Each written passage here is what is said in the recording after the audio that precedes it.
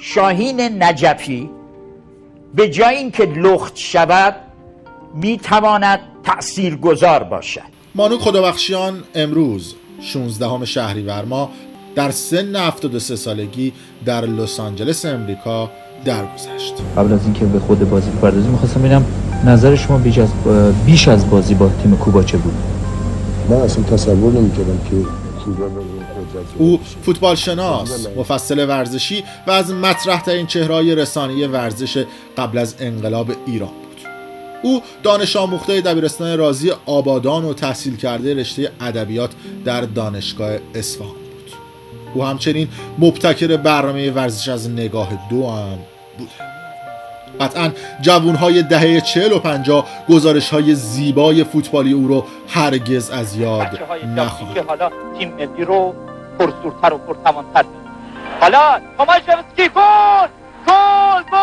تیم ایران اولین گل رو میزنه. علی پروین گل تیم ایران رو در حالی که ما فقط 6 دقیقه از این بازی رو پشت سر می‌زنیم درون دروازه لهستان جای میده، در حالی که توماشوفسکی دروازه‌بان معروف لهستان مرتکب اشتباه میشه. نگاه میکنیم و زودتر از همه گلی که زده میشه توسط علی پروین.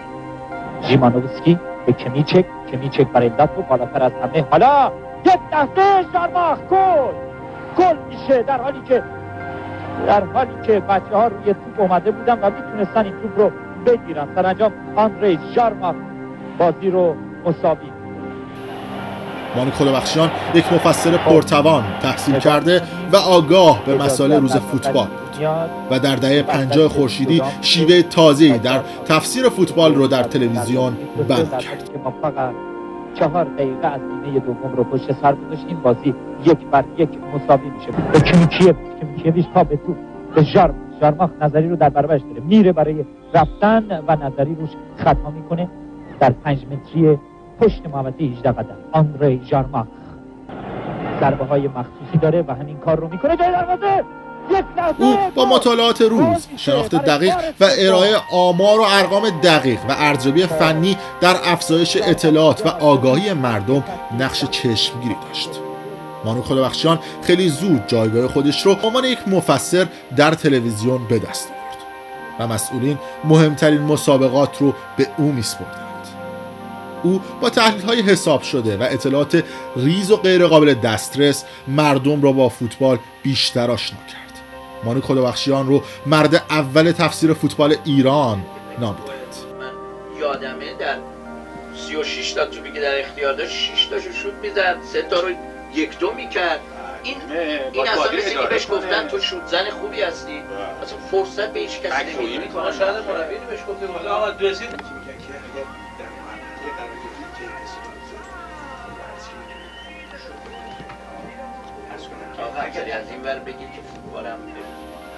قطعاً جام جهانی 1974 و 1978 هرگز از یاد مردم نخواهد رفت. در اون دوران حبیب الله روشنزاده و مانو خدابخشیان به ترتیب وظیفه گزارش و تفسیر مسابقات فوتبال تلویزیون رو بر عهده داشتند. گزارش‌های زنده روشنزاده با تفاسیر شنیدنی و دقیق خدابخشیان همراه می‌شد و نگاه کارشناسی و دقیق و فنی بالای خدابخشیان به حدی بود که در چند دیدار جام جهانی چند تعویض مهم و حیاتی رو پیش بینی کرد و دقایق بعد دقیقاً همون تعویض‌ها توسط مربیان بزرگ و مطرح دنیا انجام شد. در سال 1353 که واحدهای ورزش برای کانال‌های 1 و 2 تلویزیون ایران ایجاد شد، مدیریت ورزش در شبکه 1 بر عهده حبیب روشنزاده و در شبکه 2 بر عهده مانو خدابخشیان گذاشته شد. تو وقتی که برتری از گل و نظری می‌خورد. نگاه کنید ولی یه چیزم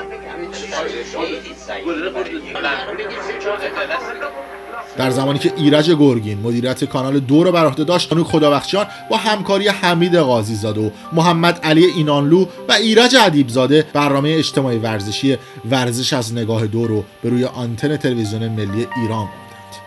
این برنامه به حدی جذاب و پر مخاطب بود که 2 سال پیاپی جایزه پربیننده ترین برنامه رو هم دریافت کرد. شاید یکی از جذاب‌ترین و تاریخی‌ترین مسابقه‌های مانوک خدابخشیان مصاحبه او با شاهزاده رضا پهلوی.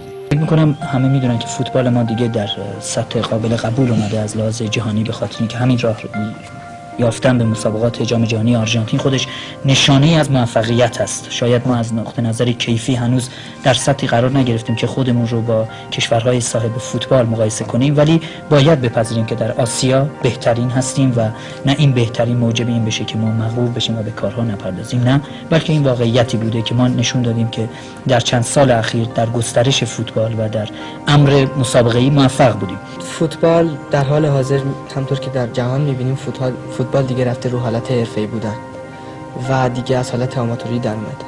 برای همین ما برای اینکه بتونیم در سطح جهانی رقابت داشته باشیم با سایر کشورها احتیاج داریم که فوتبال خودمون رو هم حرفه‌ای کنیم و از این حالت نیمه حرفه‌ای درش بیاریم.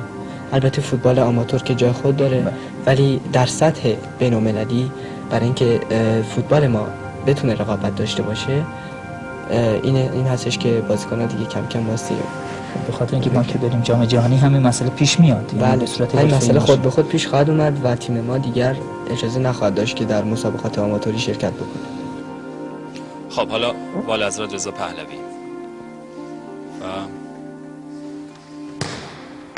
اولیش از بالای دروازه 30 تا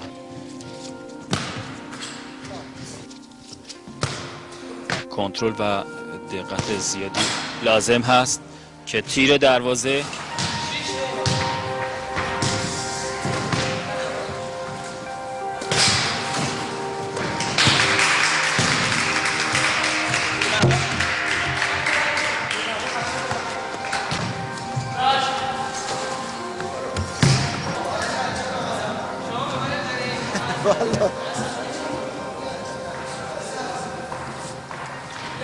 خب حالا در این قسمت از برنامه قهرمان ما ضربه های پنالتی داریم، 5 ضربه پنالتی. میدونید که هر 5 قهرمان ما که از مدرسه رضا پهلوی هستند عضو تیم فوتبال این مدرسه هستند و شما در سالهای پیش مسابقاتی که این تیم برگزار کرد از طریق تلویزیون دیدید.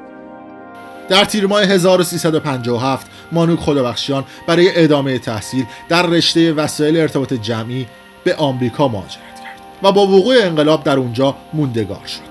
در امریکا به مخالفت با نظام جمهوری اسلامی ایران پرداخت و با رسانه‌های مختلفی از قبیل رادیو صدای ایران، تلویزیون تصویر ایران، تلویزیون NTV، تلویزیون تپش، تلویزیون پن و تلویزیون اندیشو و سایر رسانه‌ها بیشتر به عنوان تحلیلگر سیاسی و اجتماعی همکاری کرد. آقای خدابخشیان، شما در برنامه روز چهارشنبه گذشته خودتون در شمارش معکوس در مدت 5 دقیقه از این برنامه نکاتی رو گفتید که این نکات من فکر میکنم که جا داره که در موردش بحث و گفتگو بفرمایید.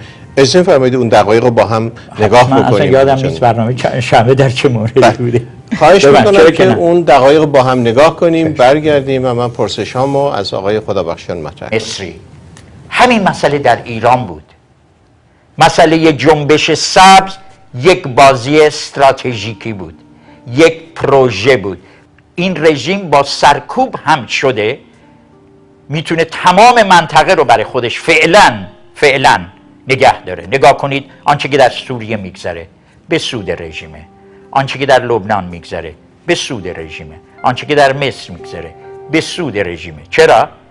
اگر در منطقه در واقع یک مقدار ناآرامی های سیاسی گسترش پیدا کنه، رژیم وقت میخره. تمام بازی رژیم وقت خریدنه. حتی در جنبش سبز وقت خرید.